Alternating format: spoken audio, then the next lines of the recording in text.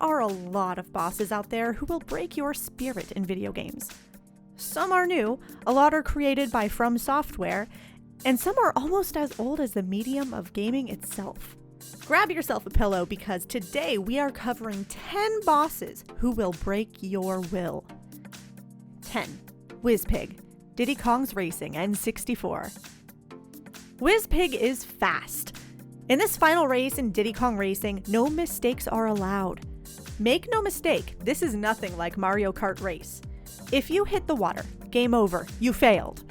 Well, you didn't actually fail, but it's not possible without cheating or somehow exploiting the game to pass WIZPIG at that point. You get the same result for missing a single zipper. This course is extremely hard to follow. There are no power-ups you can use. So this race actually comes down to whether or not you are perfect. For being an E-rated game, very few can actually manage to beat this game, and in a nutshell, that can be attributed to the difficulty. Just be glad we aren't expected to fight any more of these bosses with the N64 controller. 9. Mike Tyson, Mike Tyson's Punch-Out. Before he bit a chunk out of Evander Holyfield's ear by being beaten by him in a rematch, it took Mike Tyson himself over 20 years to beat his own game. That should tell you something. If Mike Tyson, of whom does not accept losing, took 20 years to beat this game, you know he spent a lot of time rage quitting and retrying. It's a really rage-inducing game which requires timing. You know in the Rocky movies when he would punch frozen cow carcasses? You might want to do that, because I've seen a lot of people tenderizing their leg through relentless punches after losing to this boss for the 12th time. Seriously, it's like they're kneading dough or something. 8. Cthulhu, World of Warcraft. In the Temple of Ahn'Qiraj, you will find the hardest boss in all of World of Warcraft. This is saying a lot. With a health of 955,000, that should tell you he's hard. Cthulhu certainly lives up to the name of the good old god of madness and chaos, which you wouldn't need a title for, you could just find that out on your own. His first attack does 2,600 to 3,400 nature damage to the player, and if you're too close, it will deal chain damage to the other players as well. Any players affected by Dark Glare will instantly die though. Giant claw tentacles do heavy melee damage to the tanks, and the opening attack Ground Rupture will conduct 3,000 to 4,000 damage on a random player and ruin their positioning through knockback. Just avoiding them won't do any good as they will disappear and target another player. In Phase 2, Eye Tentacles will use Mind Flay on a random character in the raid group and slow your movement.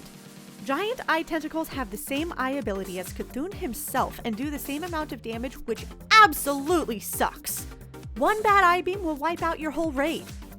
Cthulhu will also eat you in Stage 2. His stomach acid conducts 150 damage per second. His stomach also has tentacles with 25,000 health each. The stomach is his weak spot, so you have to go in there, but are constantly hurt upon entry, so you have to take turns with other players getting in and out of his stomach.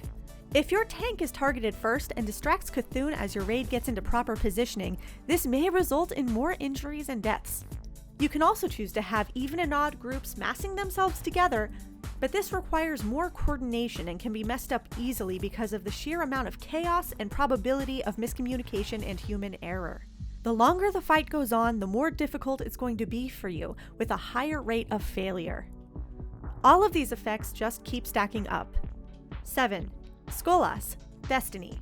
Similar to Cthulhu, Skolas is an MMO boss. In order to hurt this juggernaut, you have to take out his bouncers. You have a 20-second window of time after killing his servitor to pile on the pain. After your time is up, another servitor will spawn to shield Skolas from taking any damage. This stops happening when Skolas reaches 65% health. What makes this boss extremely irritating is the painstakingly long time it takes to arrive at the actual fight. It's actually really the boss fight and the preface to this boss which makes this boss so ruthless. There are no checkpoints, so you have to make sure you've got time on your hands, since this is an MMO. 6. Midir Darkeater, Dark Souls 3. The weak spots of Midir are obvious. The issue is Midir doesn't have knockback. It's a freaking dragon with a colossal health bar, meaning you're going to have to do a lot of dodging. Midir will rush attack you from the air and burn you to a crisp. As you beat down Midir's health, he actually becomes harder and he throws a cataclysmic tantrum. A frequent method of dealing with bosses is by clinging to them and hammering away at a close range. This will ultimately result in you being punished by a swift and powerful 2 to 3 hit combo with his claws. Getting too close to his tail may result in him jerking it to the side and performing a long sweep. 5. Orphan of KOSBLOODBORNE. A demonic fascist Chernobyl baby fetus wants to dine on your spleen, and they probably will 1,000 times over. This boss will have your wife saying, "What are you trying to prove? Honey, you need to stop this nonsense now, it's tearing our family apart!" Well, she's right. Demonic fascist Chernobyl baby fetus is too fast, too strong, too gross.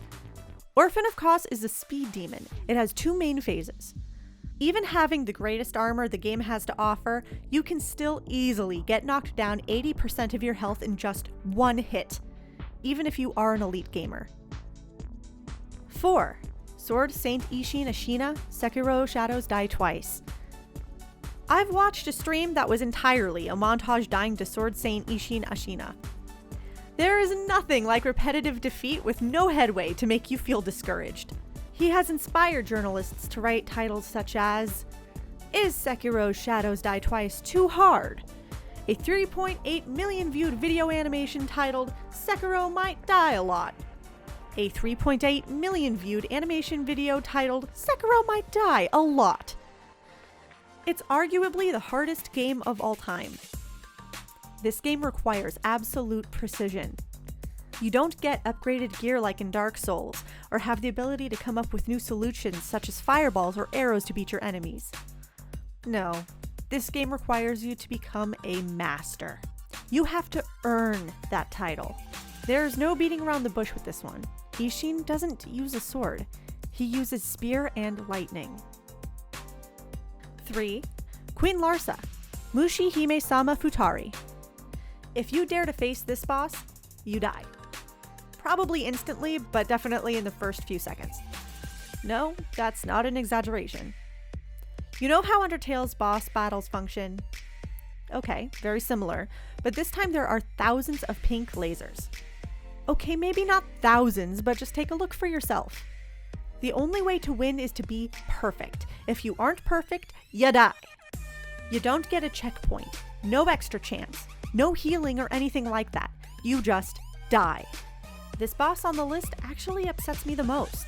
Even watching the video scares me. Why do you play this game? This isn't fun. Play this game if you want to be sad and are disappointed in the lack of difficult games. Seriously though, maybe don't. We care about you. 2. Absolute Virtue, Final Fantasy XI. This was one of the most difficult bosses, until the developers of Final Fantasy XI decided to raise the level cap past level 75.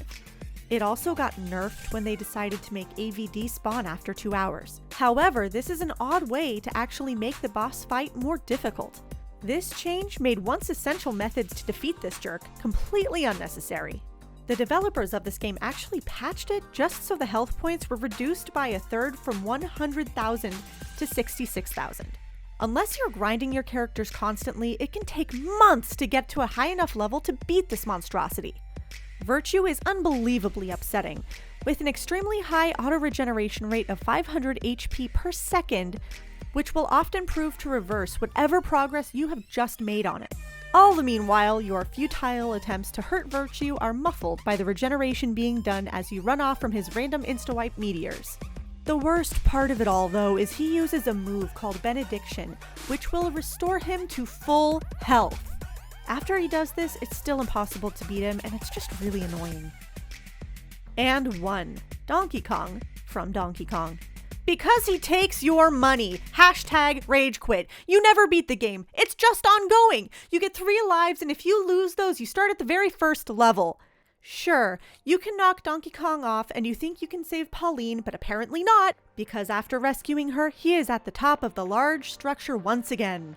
The whole game of Donkey Kong was designed to be rewarding enough so that you keep playing, but ultimately end up in you losing all 3 lives time and time again so you keep coughing over coins. Even though it proved wildly successful, the vast majority can recall their experiences facing the Great Ape being ones of painstaking financial loss. You can't break someone's will faster than through their wallet, because when you lose against the boss, you're in for a loss. Cha-ching!